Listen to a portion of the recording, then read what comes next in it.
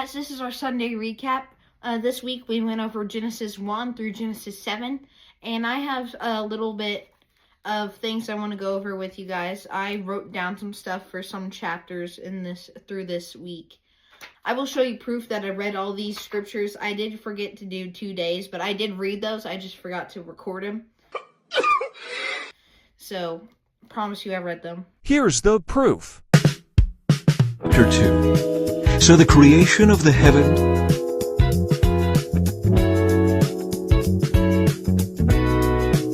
Chapter 7. Now back to what I was saying. In Genesis 1, I talked about how God made the birds and man, said how God designed man and how God made man in his image, and how man named all the animals and everything. And I thought that was really cool because every animal, that's a lot of animals. If you think how many animals are in the world?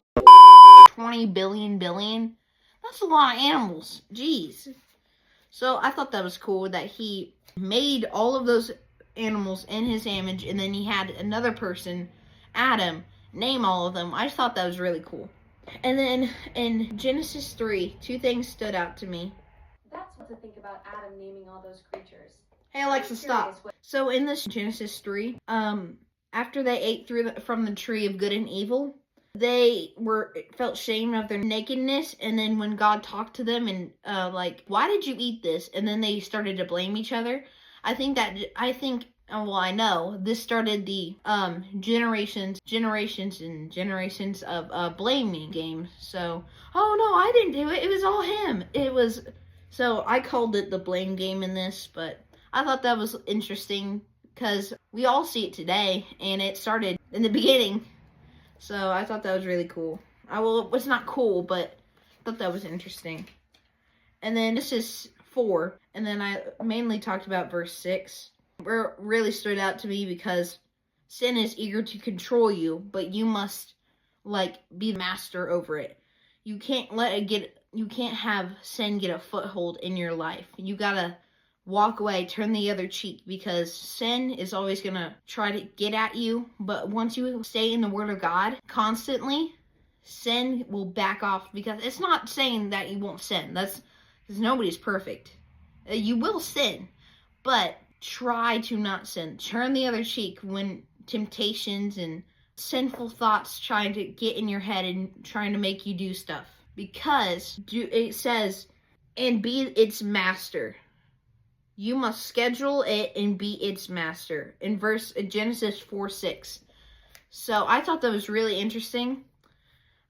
Noah was getting on the boats and stuff, and he was faithful to God. I think that was really cool because out of the whole entire earth was being very hateful, full of temptations and shame and everything.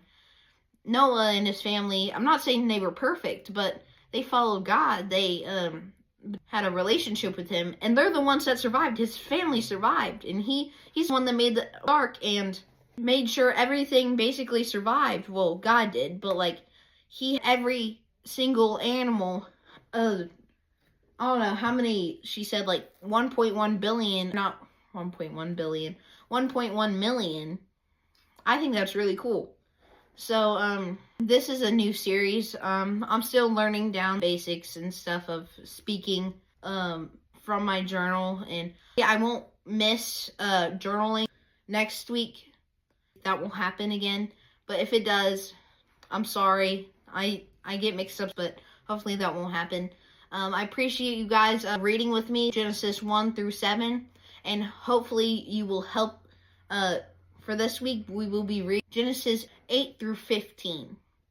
So I appreciate you guys coming with me on this journey, and hopefully you guys comment down below and what do you think about these chapters once you read them, because honestly I think these were cool chapters about how man in his image, and they turned the other cheek of God, but God still loved us. We sinned against him and ate the fruit. I think it's really cool that God has grace and mercy for us, and I think it will, so thank you for watching, subscribe, and comment down below what you thought about these chapters, and we're reading 8 through 15 this week, so I'll see you guys next time. Peace out, be blessed. Bye. Hey, this at what's on that no